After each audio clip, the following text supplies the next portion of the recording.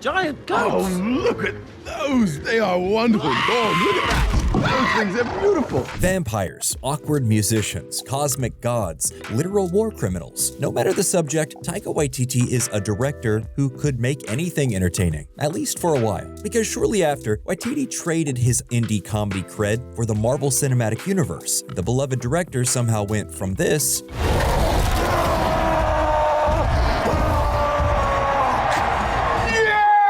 to this. Axel.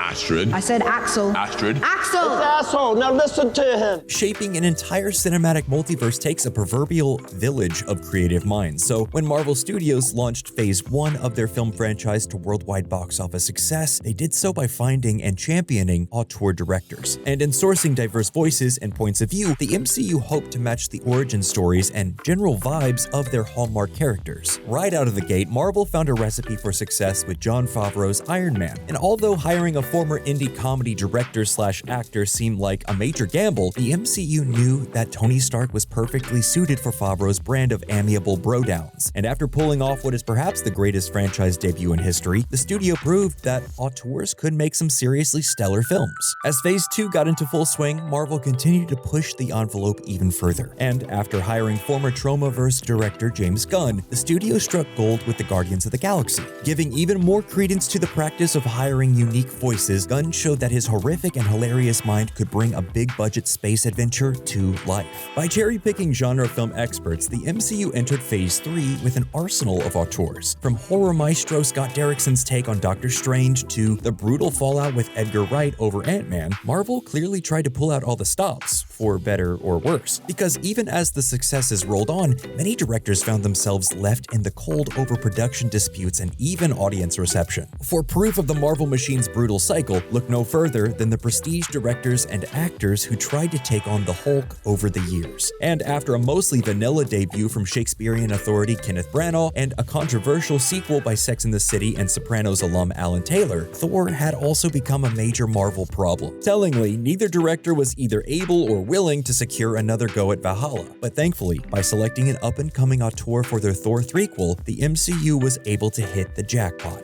Welcome to Thor Ragnarok. Because even though he had yet to direct a film for a major studio, Taika Waititi had already made history in his home country of New Zealand. Starting off as an improv comedian, Waititi's career had progressed from comedic condom commercials to directing indie oddities and eventually breaking New Zealand box office records with a coming-of-age film titled Boy. Showing an early ability to mix the surreal with earnestness, Waititi quickly became a triple threat as a director, writer, and actor to watch. So when he released the groundbreaking vampire mockumentary What We Do in the Shadows to unanimous applause, Hollywood finally took note. In his tender-hearted follow-up film Hunt for the Wilderpeople, the director revealed a seamless ability to craft cinematic magic with big-name actors like Sam Neill. In fact, even a full rejection from Disney Studios didn't deter the director from making his mark, because shortly after the Mouse turned down his script for Moana, Waititi went on to direct his first MCU film, and what is perhaps his crowning achievement to date. Nothing makes sense here, man. The only thing that does make sense is that nothing makes sense. Even though his announcement as the next Thor director came with no shortage of skepticism, Taika Waititi's take on the God of Thunder was exactly what the doctor ordered, because while indie hits weren't necessarily ideal for a comedic adaptation on paper, the Marvel machine had already figured out that auteurs could produce the perfect storm. From Waititi's own performance as Korg to fulfilling every fanboy's dream of Planet Hulk, and even Jeff Goldblum just playing Jeff Goldblum. Wow, I didn't hear any thunder, but out of your fingers, was that like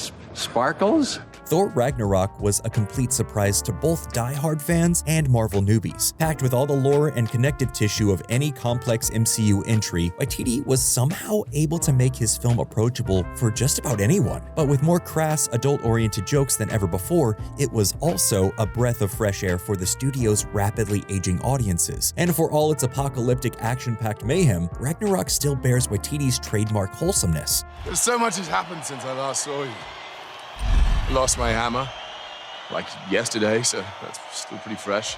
Now the talk of the town, Taika Waititi ascended Hollywood like so many successful genre auteurs before him, but where many franchise directors had quickly kicked off their indie trappings for another big-budget blockbuster, Waititi once again took his success and brought it back home. Harkening back to the life and stories of his Jewish grandfather, Waititi began adapting the little-known World War II novel Caging Skies. Though the novel's haunting portrayal of Hitler Youth sounds like poor source material for an absurdist comedy, Waititi once again saw potential where no one else would. And when Jojo Rabbit was unleashed on audiences just 2 years after his MCU debut, it seemed like the director could literally do no wrong. As his TV adaptation of What We Do in the Shadows also began making major waves, nobody could deny the director's abilities. And after Taika Waititi won an Oscar for his whimsical vision of war, everyone wanted to know where he was headed next. After his turn as IG-11 in The Mandalorian Season 1, as well as a supporting role in Free Guy, Waititi jumped back into the Marvel machine as director and narrator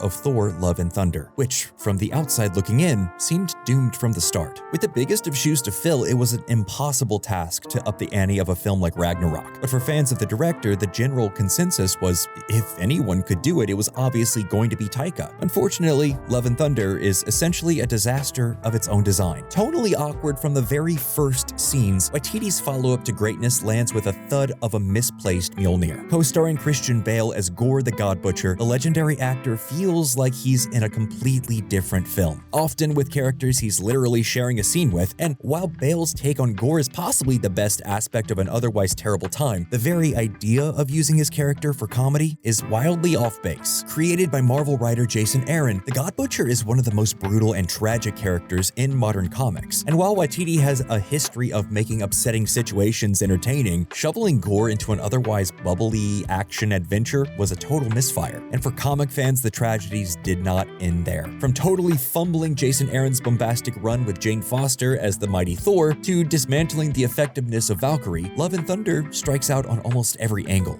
And flick. Oh! You flick too hard, damn it! While giant screaming goats might get a laugh or two, even the special effects of this threequel can't hold a candle to Ragnarok. With overly embellished costumes and drab updates to a well-established visual language, Love and Thunder just looks sort of cheap. Yes, when Axel's disembodied head originally appeared before moviegoers, it was clear that even the great Waititi could fall. And in what is perhaps the most devastating result of Love and Thunder's failure, a deceitful MCU post-credit sequence promised one wicked mythological showdown that we'll most likely never get to see. Despite the disastrous reactions to Love and Thunder, What We Do in the Shadows continued to dominate offbeat TV comedies, but at the same time, the director's latest Thor distraction was struggling to stay afloat. Because although Our Flag Means Death had its fair share of pirate-loving fans, the swashbuckling show never quite found its audience, and as Waititi began taking on more acting roles in franchise films like Suicide Squad and Lightyear, many wondered if the director's hammer had grown too heavy. With more development rumors than Guillermo del Toro, Taika Waititi seems stuck in the cycle of so many franchise directors. From long gestating Flash Gordon scripts to unproduced We're Wolves spinoff, and even a troubled Star Wars entry, it seems more likely to see Waititi reappear as a molten android than to helm an actual franchise. Once propped up by the Marvel machine, auteur legends like Waititi are often chewed up by the very system that first elevated them. Because when experimental creatives bomb with audiences, the MCU has endless hired hands like the Russo brothers to swoop in and bring things back to base camp. And sadly, as talented directors are thrown under the bus, the studio often comes away unscathed. Clearly injured by his experiences, Taika Waititi's only directorial effort post-MCU was another unmitigated disaster. Sent directly to streaming, Next Goal Wins attempted to reclaim the director's New Zealand spark.